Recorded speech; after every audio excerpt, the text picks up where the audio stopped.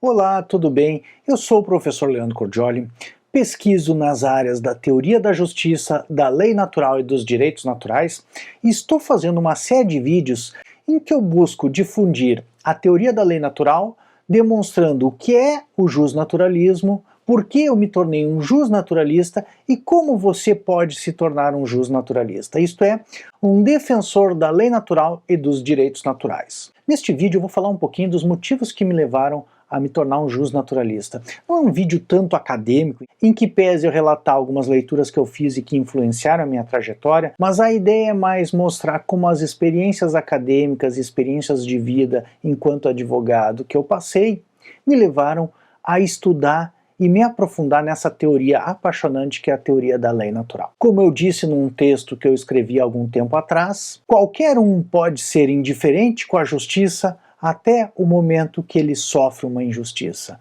Aí, neste momento que a pessoa sofre uma injustiça, nasce a preocupação em saber se justiça de fato existe e quais são os critérios para dizer aquilo que é justo ou injusto. Já aproveito a oportunidade para te lembrar de assinar o canal para ser avisado dos futuros vídeos que eu devo subir. Tenho muitos vídeos e playlists em termos de teorias da justiça, lei natural e filosofia do direito. Este é um conteúdo fundamental para que você possa te desenvolver melhor enquanto pessoa, enquanto cidadão, enquanto profissional do direito. Afinal de contas, nós, profissionais do direito, trabalhamos com a justiça, que é um dos valores mais sagrados da nossa sociedade e que pode conduzir ao sucesso ou ao fracasso de qualquer comunidade. Bom, no vídeo anterior eu expliquei o que é ser um justnaturalista. Resumidamente, eu disse que ser um justnaturalista envolve reconhecer que existem valores morais que são significativos para a felicidade do ser humano, que a família e a comunidade política são essenciais para que nós, enquanto seres humanos, possamos nos desenvolver e implementar as nossas possibilidades e capacidades, e, finalmente, que existem direitos que são injustos. No vídeo anterior, eu referi o direito nazista do início do século XX na Alemanha. E, portanto, um justnaturalista reconhece que um direito deve ser justo a fim de que possa se desenvolver na sua família e na sua comunidade. Por outro lado, desde Santo Agostinho e Tomás de Aquino, os famosos justnaturalistas da Idade Média, é reconhecido que uma lei gravemente injusta não é lei. Claro, a gente não deve tomar esse enunciado como a apologia da revolução e a derrubada de todo o direito só porque a gente acredita que determinada lei seja injusta ou possa ser melhor. Pelo contrário, um justnaturalista também reconhece que devemos nos submeter às leis, ainda que levemente injustas, a fim de que a gente possa florescer em família e comunidade. Porque se todos resolvessem propor a injustiça das leis, imaginem a anarquia e quem perderia nessa situação. Nesse caso mais proeminente justnaturalista dos dias de hoje, o professor John Finnis, numa obra que se chama Direito Natural em Tomás de Aquino, diz que, na ausência do direito, os que mais perdem são os mais fracos, as crianças, as mulheres e os idosos. Porque nesse caso, os mais astutos, mais fortes e mais inescrupulosos podem empregar a sua astúcia, força e falta de escrúpulos para cometer injustiça contra os mais fracos. Por isso, quando a gente fala uma lei injusta não é lei, o que a gente está querendo se referir é naqueles casos de graves injustiças em que o direito determina, por exemplo, que se prenda uma pessoa inocente ou mesmo, como no caso do direito nazista, o extermínio de toda uma etnia. Ao mesmo tempo, ser um justnaturalista é desafiar os céticos dos valores morais, e o modo de desafiar os céticos morais é exatamente buscar fundamentar e alcançar aqueles argumentos que são capazes de fundamentar os valores morais. Bem, eu pensei 5 motivos ou 5 influências que me levaram a ser um justnaturalista. A primeira delas foi lá em 1992, quando eu ingressei na Faculdade de Direito. Uma das primeiras leituras nas cadeiras gerais, no caso Filosofia do Direito, que foram propostas para minha turma fazer foi a política de Aristóteles. Lembrem-se que a Constituição brasileira é de 1988 e eu estava lendo esse livro em 1992. Foi um dos primeiros livros que eu me apaixonei de filosofia, até mesmo porque ele colocava muitos valores que estavam na época como valores vigentes e que todos tinham certeza de que vigoravam como verdades absolutas e critérios absolutos de justiça. Aristóteles, um estagirita que viveu na Grécia, em Atenas, e conviveu com a democracia, sabia que a democracia tinha seus defeitos. Então, eu, um jovem estudante de direito, ouvindo nos bancos escolares que a democracia era uma maravilha, que deveríamos defender a democracia, ao mesmo tempo encontrava nas experiências daqueles antigos gregos uma séria crítica à democracia e uma desilusão. E por que isso se deu assim? Por que Aristóteles, e no caso o seu mestre Platão, eram desencantados com a democracia? Vale lembrar que Platão presenciou o julgamento de Sócrates. Inclusive, escreveu alguns diálogos que a gente chama de diálogos platônicos a respeito. Nós temos o Eutífron, a Apologia a Sócrates e o Críton.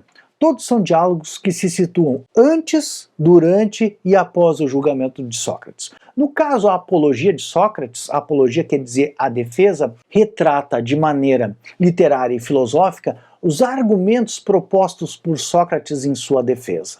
Como nós sabemos, Sócrates, um filósofo, acabou sendo acusado de crimes que ele não havia praticado e, ao final do julgamento, foi condenado à morte pela maioria. E isso mostra os motivos que levaram ao desencanto dos gregos em relação ao poder da maioria.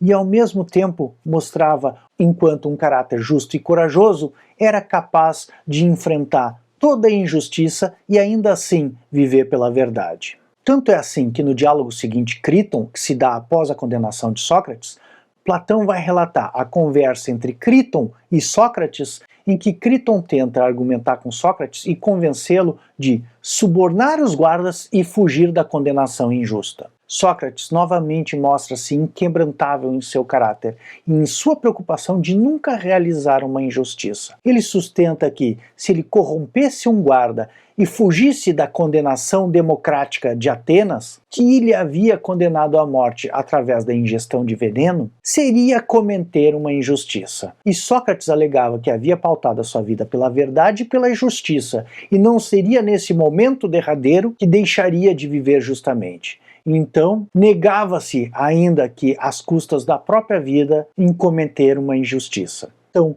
preferia submeter-se ao julgamento injusto do que salvar-se a qualquer custo. Eu comecei a me dar conta nessa época, então, que muitas vezes lei e justiça, direito e justiça e os próprios julgamentos nem sempre coincidem, mas que ainda assim seria bom que coincidissem. E isso, como eu disse no vídeo anterior, não é algo descritivo, pois existem leis injustas e decisões injustas. Contudo, isto é normativo, isto é, devemos buscar condições em que as nossas leis e as nossas decisões judiciais sejam justas. Evidentemente, nessa situação, a primeira coisa que a gente deve identificar são os valores do ser humano e os critérios de justiça e injustiça. Senão, a gente não teria nem como fazer uma lei justa ou julgar um processo de modo justo. Um outro ponto que me chamou a atenção foi quando eu conheci aquele dito do imperador Ferdinando I que dizia: faça-se justiça ainda que o mundo pereça. Eu acabei utilizando muito nas minhas aulas de introdução ao estudo do direito, porque normalmente os alunos da introdução ao estudo do direito, eles entram na faculdade e pensam que a finalidade do direito é a justiça. Se a finalidade do direito fosse a justiça, então o dito do imperador Ferdinando estaria correto, porque ainda que o direito e as leis levassem à destruição de uma determinada sociedade em alguma circunstância específica ou excepcional, deveríamos mesmo assim fazer justiça. Um outro exemplo que eu dava para os meus alunos era, e naqueles casos em que o juiz tem dúvidas de se o réu é culpado ou inocente. Nestes casos, o direito nos leva a absolver o inocente, porque há um dito jurídico e um direito fundamental que dizem que in dubio pro réu, isto é, na dúvida devemos julgar a favor do réu, porque isso é inclusive uma regra de razoabilidade, isto é, poderíamos até dizer de lei natural, é uma regra de sensatez, que é melhor que algum culpado escape do que condenemos pessoas inocentes. Nessas situações de julgamento, se a gente não consegue estar convicto de que a pessoa de fato cometeu aquela prática criminosa, seria melhor que absolvêssemos do que condenássemos. Então, esse dito que diz faça-se justiça ainda que o mundo pereça, ele só pode valer num plano ideal, mas na prática, na realidade, na prática forense, no exercício profissional de um advogado, de um promotor ou de um juiz, todos nós, operadores do direito ou mesmo cidadãos, preferiríamos tolerar alguma injustiça a fim de que o mundo não perecesse. Então, a finalidade do direito não pode ser apenas a justiça, mas a finalidade do direito e da própria justiça deve ser algo além, como diria Aristóteles, o bem comum, ou o bem dos cidadãos que integram aquela comunidade. E por final, uma grande influência literária que me levou a ser justnaturalista e desenvolver os meus estudos nos fundamentos dos valores humanos e na lei natural foi a Antígona de Sófocles, em que Sófocles narra a história da Antígona, que vivia em Tebas, sob o domínio do tirano Creonte, que havia proibido que se realizasse o rito funerário no seu irmão. A Antígona, desrespeitando a lei humana, a lei do tirano Creonte, ainda assim realiza o rito funerário. E o fundamento da realização da cerimônia evocado por Antígona era o direito divino que vigora desde sempre e que ninguém sabe quem fez. Afinal de contas, como diz Antígona, essas leis de justiça que vigoram para cima das leis humanas vigoram desde sempre, são perenes. Elas ditam critérios de correção aos quais o direito humano deve se submeter. E não são elas que devem se submeter ao direito humano.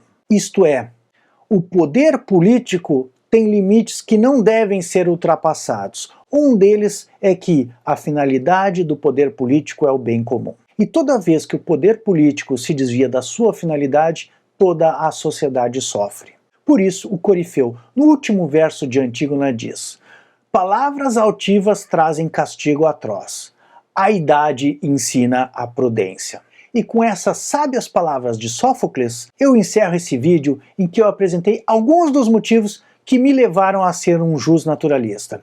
Espero que você também pese estes mesmos motivos. Se não apenas por uma questão teórica e conceitual, mas também porque ser um justnaturalista é ao mesmo tempo buscar a sabedoria e a prudência. Se você encontrou algum valor nesse vídeo, não esqueça de curtir esse vídeo e compartilhar com os teus amigos. Este é um grande apoio que você pode dar para a gente continuar desenvolvendo este trabalho. Um abração e uma boa semana são os votos do professor Leandro Cordioli.